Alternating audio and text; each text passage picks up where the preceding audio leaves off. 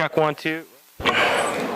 Check 1 2. Check mic check 1 2 3 4 5 6 7 8 9 10 1 2 3 4 5 6. We're hoping to get at least a 3-minute warning when they start walking, but we haven't got that yet. So 1 2 3 4 5 6 7. Everybody good? 1 2 3 4 5 6. Good?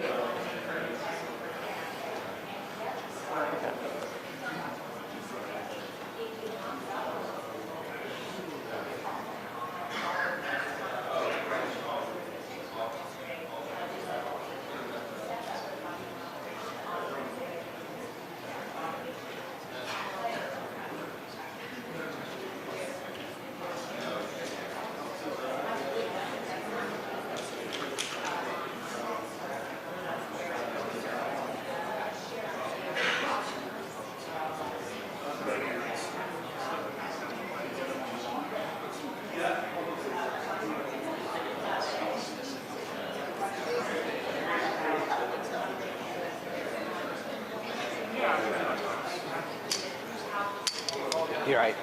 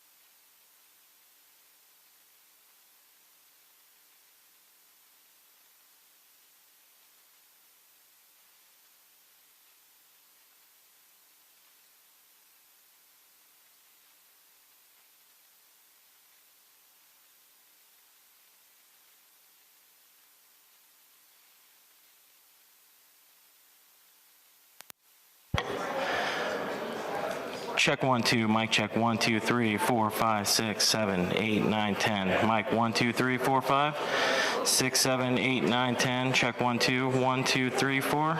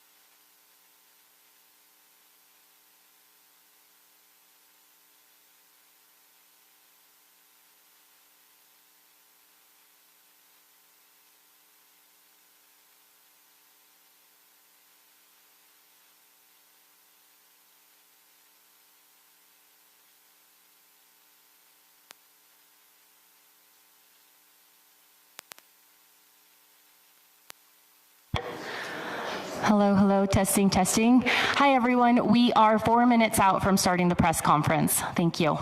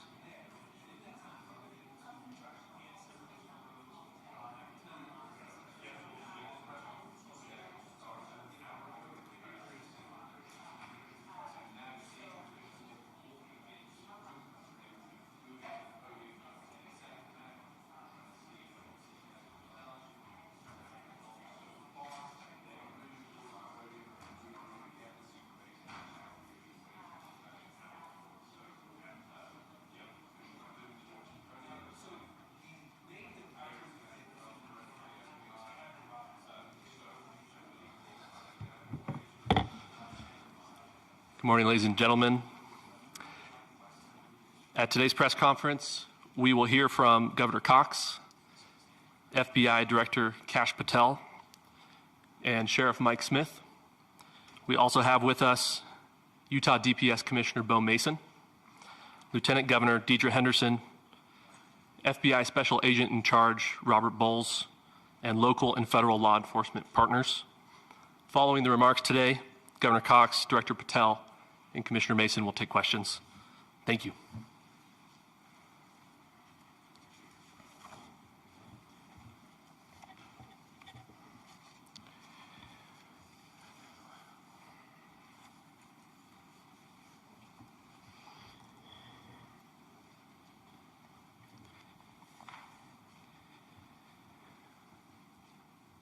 Good morning, ladies and gentlemen.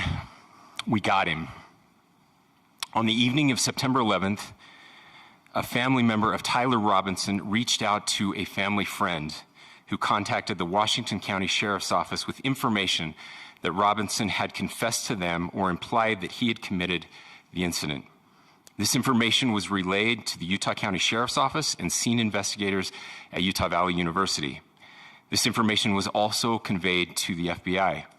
Investigators reviewed additional video footage from UVU surveillance and identified Robinson arriving on UVU campus in a gray Dodge Challenger at approximately 8:29 a.m.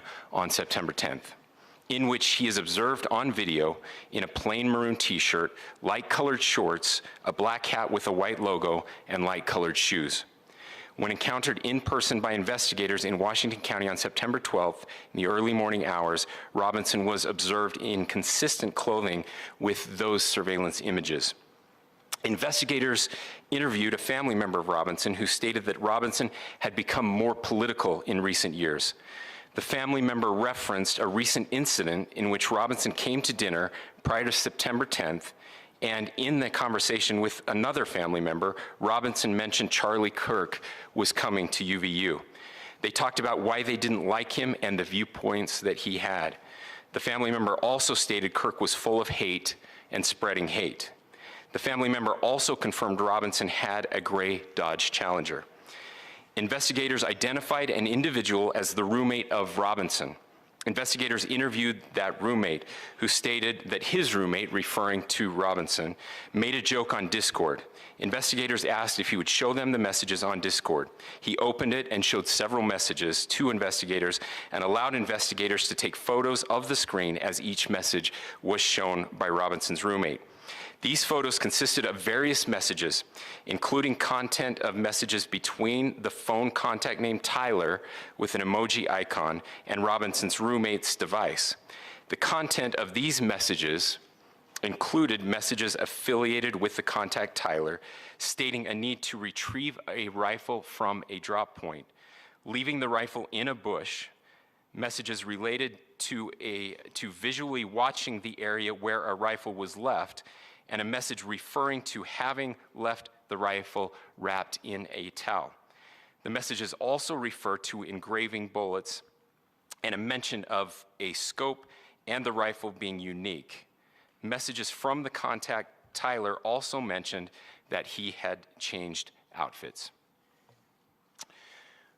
I know there has been speculation as well as to the writing on those casings, those bullet casings, and I believe we have that as well. And I will share that with you now. So the area north of Campus Drive Road where the suspect crossed over, you saw some of that in the video that we released last night, consists of a grassy area with trees on the edge of the UVU campus. Investigators discovered a bolt-action rifle wrapped in a dark-colored towel. The rifle was determined to be a Mauser Model 98 30-06 caliber bolt-action rifle. The rifle had a scope mounted on top of it.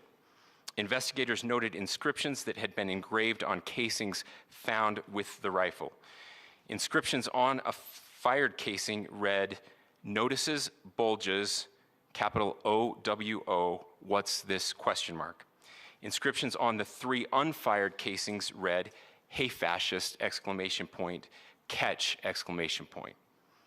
up arrow symbol, right arrow and symbol, and 3 down arrow symbols. A second unfired casing read, "Oh Bella Chow, Bella Chow, Bella Chow, Chow Chow." And a third unfired casing read, "If you read this, you are gay, LMAO." We are indebted to law enforcement across the state who has worked seamlessly together, local law enforcement, state law enforcement, and our federal partners with the Federal Bureau of Investigation.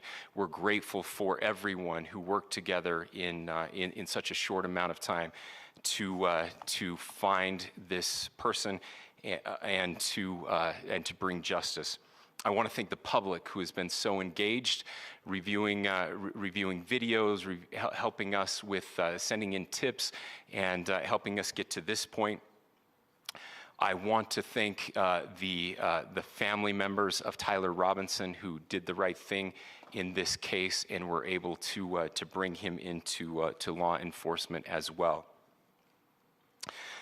I especially want to thank the family of Charlie Kirk, Erica, Charlie's parents, his children. I want us to be thinking of them as we bring justice in this case. They will be involved in that justice. We will be working very closely with them as we move through this process as well. This is a very sad day for our country, a terrible day for the state of Utah. But I'm grateful that at this moment we have an opportunity to bring closure to this very dark chapter in our nation's history. With that, I will now turn the microphone over to the Director of the FBI, Kash Patel. Thank you, Governor. This is what happens when you let good cops be cops. The FBI and our partners are proud to stand here today together to bring justice to the family of Charlie Kirk and honor his memory. I want to express my deep gratitude to President Trump, the Vice President, and the entire White House who have been so incredibly supportive with both resources and just personally to the FBI as a team. They had our backs the entire way, and I just want to express my gratitude for giving us the resources we need to operate in this space to bring this sort of justice at this sort of speed. In 33 hours, we have made historic progress for Charlie. Governor Cox, our partnership has been absolutely incredible these last few days. Our partnership will endure. Your state and local partners, your sheriffs, your DPS community has been unbelievably impressive in the hardest of times. And a case like this cannot be solved, cannot be brought without partnering with your state and local authorities. The FBI has a certain role to play, and we will play that role, and we will lead out for the federal government. But Governor Cox, we are so grateful for your state partnership that led out on this investigation. A little bit of the timeline. Charlie was shot at 12:23 p.m. on Wednesday. The first FBI agents arrived on scene in 16 minutes with chiefs of police at 12:39 and secured the scene. The FBI immediately launched fixed-wing assets. We utilized these assets to transport personnel, specialty technicians, hostage rescue teams. We also utilized these assets to go back and forth from the East Coast and here in Utah to transport forensic evidence and other evidence that will be analyzed and is being analyzed at our FBI laboratories in Quantico and other laboratories, including the ATF. At my direction, the FBI released the first set of FBI photos of the suspect at 10 a.m. local time on 9/11. Then, shortly thereafter, the FBI reward of $100,000 was released at 10:45 a.m. local. Myself and Deputy Director Bongino arrived on the scene at approximately 5:30 p.m. on 9/11. The governor led a press conference last night at approximately 8 p.m., where at my direction, the FBI released a never-before-seen video of the suspect. We also released new images to the public of the suspect. And just last night, the suspect was taken into custody at 10 p.m. local time. In less than 36 hours, 33 to be precise, thanks to the full weight of the federal government and leading out with the partners here in the state of Utah and Governor Cox, the suspect was apprehended in a historic time period. And I want to highlight what Governor Cox said. This would not have been possible without you, the media, and you, the public. That's why we went so public, so fast, and we're so transparent, and we're committed to that transparency. The crime scene, just a little bit there. It is a large crime scene. State and local authorities, along with federal authorities, processed that crime scene quickly. And I even had the ability to walk through that crime scene and walk through the steps the suspect took to learn more about what was needed and what resources we needed to bear to create a full picture for the FBI and leadership back in Washington. Furthermore, thankfully to state and local partners, forensic evidence has been seized and continues to be garnered. Forensic evidence has already been evaluated at FBI laboratories in Quantico and state and local authorities here. We will continue to process evidence as we see it, as we collect it, and we will continue to deliver it to Governor Cox and his team. Last night, we had a total of approximately 7,000 leads. As of this morning, thanks to your great work, we have over 11,000 leads that were called in to the FBI. And we are running out every single lead that we can. Every one of those leads will be run out. The arrest is a testament to the dedication of good law enforcement being great and partnerships in law enforcement, which I've tried to highlight as my tenure as the director of the FBI. There is no better relationship for law enforcement than the FBI to partner with state and local authorities, and you've seen it here in these last few days. The FBI Salt Lake Field Office, along with our offices in LA, Phoenix, Denver, San Antonio, Las Vegas, Pittsburgh, Buffalo, our headquarters component in Quantico, all participate in the FBI. I want to express my deep gratitude to the employees of the FBI, the men and women, the evidence response team tacticians, the special operators, the agents, the support staff. You have done monumental work in historic time when the public, who had a right to demand such an expeditious solving of an investigation, the FBI answered that call diligently, critically important to our nation, and we delivered. And I'm proud to be their leader, and I'm proud to be the director of the FBI. This is a very much an ongoing investigation, as the governor said, and we will continue to work with state and local authorities to develop the investigation, to provide them the evidence they need for their ongoing prosecutions, and we will be here to answer every call they absolutely have, as long as it takes, for as long as we need to find and apprehend whatever suspects were involved in this crime. Lastly, to my friend Charlie Kirk, rest now, brother. We have the watch, and I'll see you in Valhalla.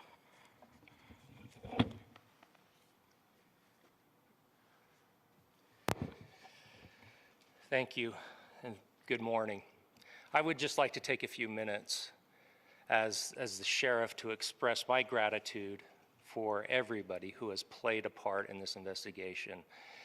As you know, it's been a vast, a complicated, and a very, very fast-paced investigation. You're looking at people standing up here who are running on, if they got an hour's sleep in the last couple of days, they're probably lucky. It has been very taxing. It has been so impressive, speaking on behalf of the local law enforcement, to see the cooperation that we've seen in this type of case. Across the state, sheriffs, chiefs, our state partners have stepped up and have come to the call on anything that we needed. Our county chiefs have been phenomenal. Our Utah County Attorney, Jeff Gray, who's standing up here with us, has been phenomenal in leading us through this investigation. I would like to thank the federal government for their resources, their assets. Our local team here, our FBI team, has been extraordinary in helping us work through this and bring this person to justice. Most of all, I would like to thank the public, and specifically, I would like to thank the public who turned to prayers and who turned to positiveness for us. I would like to thank them on behalf of the law enforcement community, because we needed those prayers. That's what we needed to get through this. We needed your support, and you gave it to us. We needed your patience, and you gave it to us.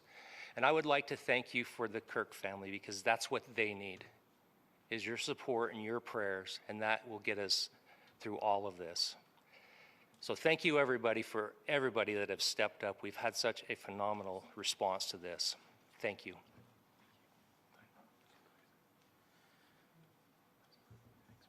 I also want to give a special thanks to the Attorney General and the Department of Justice. Their unwavering support and their commitment to justice is shown true here.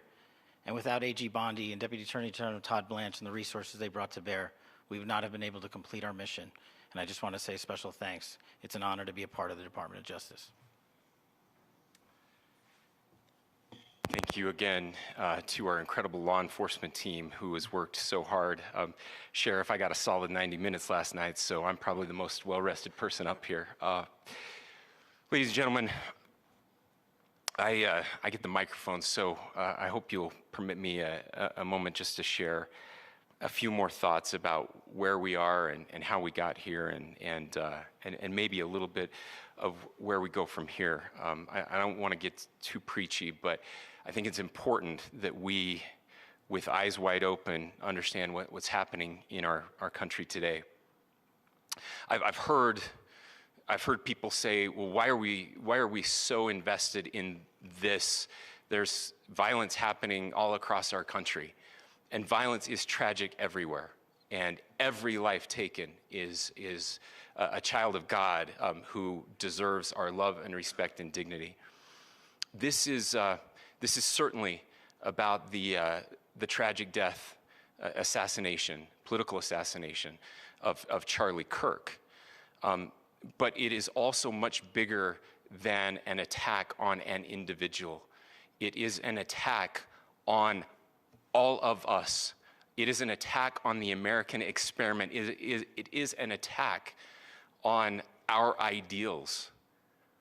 This cuts to the very foundation of who we are, of who we have been, and who we could be in better times.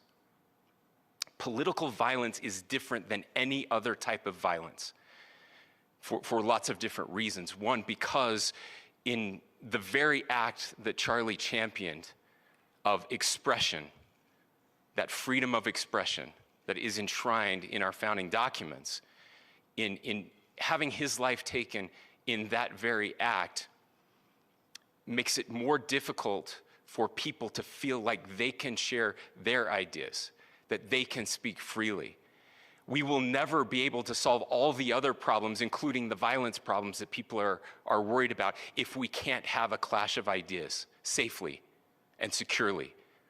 Even, especially those ideas with which you disagree. That's why this matters so much.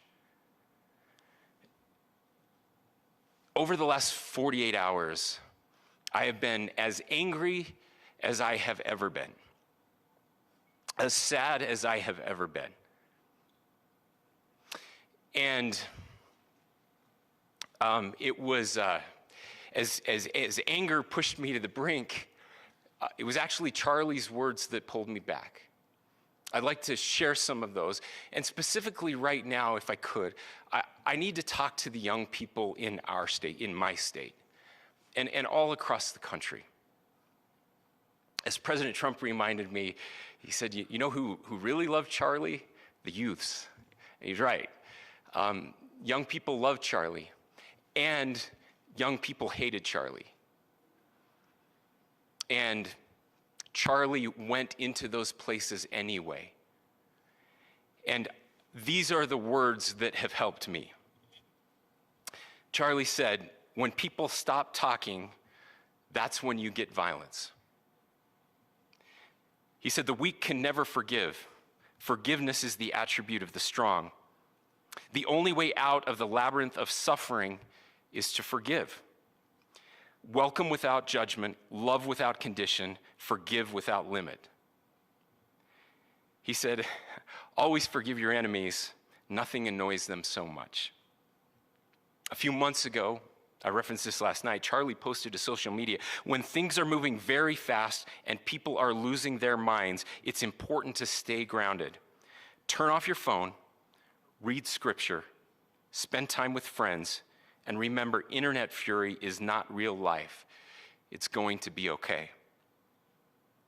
He again said, when you stop having a human connection with someone you disagree with, it becomes a lot easier to commit violence. He said, what we as a culture have to get back to is being able to have a reasonable agreement, where violence is not an option. Now, again, to my young friends out there, you are inheriting a country where politics feels like rage. It feels like rage is the only option. But through those words, we have a reminder that we can choose a different path. Your generation has an opportunity to build a culture that is very different than what we are suffering through right now. Not by pretending differences don't matter, but by embracing our differences and having those hard conversations. I think we need more moral clarity right now. I hear all the time that words are violence. Words are not violence. Violence is violence. And there is one person responsible for what happened here. And that person is now in custody and will be charged soon and will be held accountable. And yet, all of us have an opportunity right now to do something different. I want to thank my fellow Utahns. This bad stuff happens.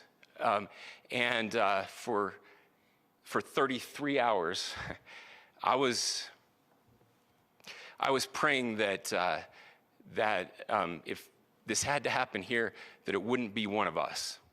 That somebody drove from another state, somebody came from another country. Sadly, that prayer was not answered the way I had hoped for, just because I thought it would make it easier on us if we could just say, hey, we don't do that here. And indeed, Utah is a special place. We lead the nation in charitable giving. We lead the nation in service every year. But it did happen here. And it was one of us.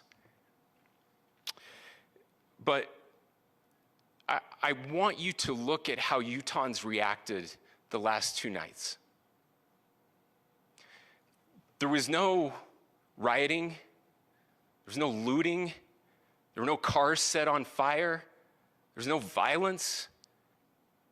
There were vigils and prayers and people coming together to share the humanity. And that, ladies and gentlemen, I believe is the answer to this. We can return violence with violence. We can return hate with hate. And that's the problem with political violence, is it metastasizes, because we can always point the finger at the other side. And at some point, we have to find an off-ramp, or it's going to get much, much worse. But see, these are choices that we can make. History will dictate if this is a turning point for our country. But every single one of us gets to choose right now if this is a turning point for us.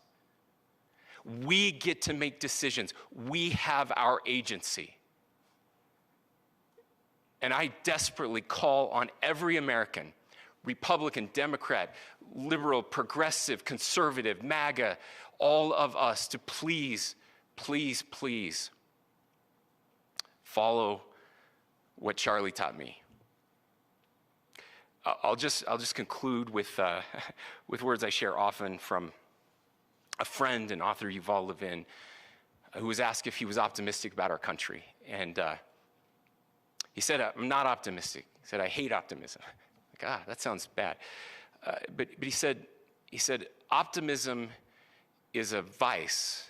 It's this idea that good things are just going to happen. And he said, in the history of the world, good things have never just happened. He says, I'm not optimistic, but I am hopeful. And hope is the virtue that sits between the vices of optimism and pessimism.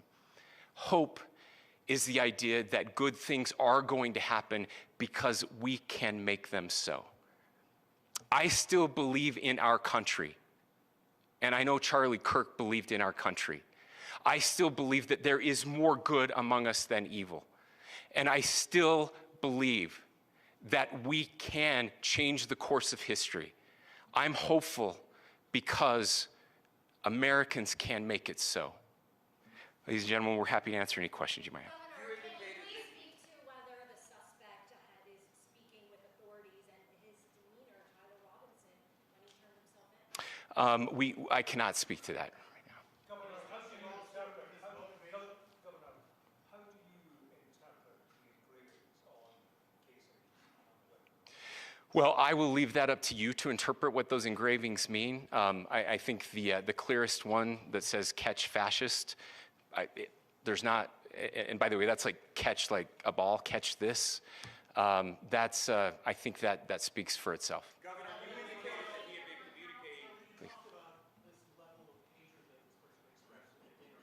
Beyond that, is there anything in your view that you discovered that may have radicalized or changed him to prompt him to commit such a horrific? There's nothing more that we can share at this time. Governor, you indicated that he had been communicating with a friend on Discord about the gun. Do you anticipate any more arrests? We do not at this time have any information that would lead to any additional arrests. Do you believe he acted alone? Yes, but the investigation is ongoing. How he came into custody of police and where he is right now? Yes, so right now, Mr. Robinson has been booked into the Utah County Jail. You heard the president this morning report that he was taken into custody, that his family and a friend helped to deliver him into custody of law enforcement in Washington County. For those of you that don't know where Washington County is, it is the southwesternmost part of the state of Utah. It's about a 3.5 to 4 hour drive from here, where we are right now, and that's where he lived and where they turned him in. Please, I'll go here. I can't share any more than what I've already shared. Yeah.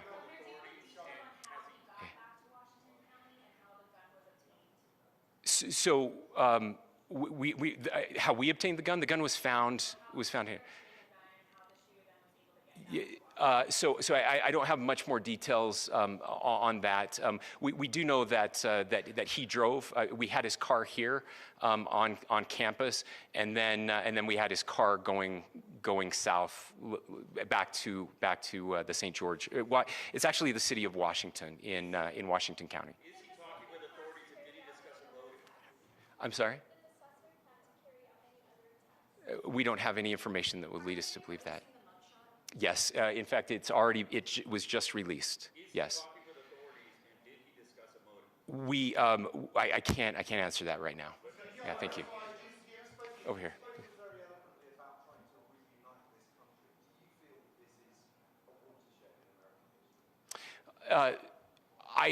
I absolutely believe that this is a watershed in American history, yes. The question is what kind of watershed? And that chapter remains to be written. Is this the end of a dark chapter in our history or the beginning of a darker chapter in our history? Look, I mean, if you look at true political assassinations in this country of someone of this stature, this feels a lot like the late 60s. And having one so gruesomely displayed on camera in all of our hands and in all of our pockets, we are not wired as human beings biologically, historically. We have not evolved in a way that we are capable of processing those types of violent imagery. And by the way, we've seen another one with a gruesome stabbing very recently that went viral. This is not good for us. It is not good to consume. Social media is a cancer on our society right now. And I would encourage people to log off, turn off, touch grass, hug a family member, go out and do good in your community. That is happening, and it's happening organically right now. I had a friend in a small city in Utah who said, we're getting together, the Republicans and Democrats in my little town are getting together to have a discussion last night, just to find a way to find their better angels. So yes, this could be, I mean, again, you have to go back to JFK to have seen a video live of something like this happening. I wasn't born until 1975, but I know that things were really dark in the late 60s. Sorry to some of you. I know some of you were there. This is our moment. Do we escalate, or do we find an off-ramp? And again, it's a choice. It's a choice, and every one of us gets to make that choice. Two more questions right here. Could we clarify that the release of those enhanced images at 8 p.m., the timeline that Director Patel gave us, led to the arrest at 10 p.m.? Is there a direct connection between those two events? I cannot comment if there is a direct connection or not, but all I can say is that through some process, the family came to know that this had happened. One more thing, Governor. Could you just clarify the clothing issue you mentioned earlier? Was he changing outfits? Correct. Yes. So when he's first spotted on campus, he has different clothing on, and then he changes clothing on the roof, and then changed back into that clothing at some point, so that when he was apprehended, when he was arrested, the clothing matched the clothing he had on before the shooting here at UVU. Last question here. Yes. Suspect was from Utah. Can you kind of tell us a little bit more about where, and was he a student here at this university, and is there any history of mental illness? Yeah. So I don't have any information on the mental illness part. He was not a student here at UVU. He was living and had lived for a long time with his family in Washington County, in the southernmost part of our state. Thank you, everyone, for your great work in getting this information out. I would just say, process-wise, this may be important. I know many of you aren't familiar with the process in Utah. I think it's important that you understand that. Basically, we have 3 days for charging documents to be filed. A CI will be filed. We'll have more information then, more detailed information as those charging documents are filed in preparation for a preliminary hearing. So 3 days. So we would anticipate then that early next week those charging documents will be filed. We will obviously be working. The county attorney will be working very closely with Mr. Kirk's family as those documents and decisions are prepared and made. Thanks, everyone.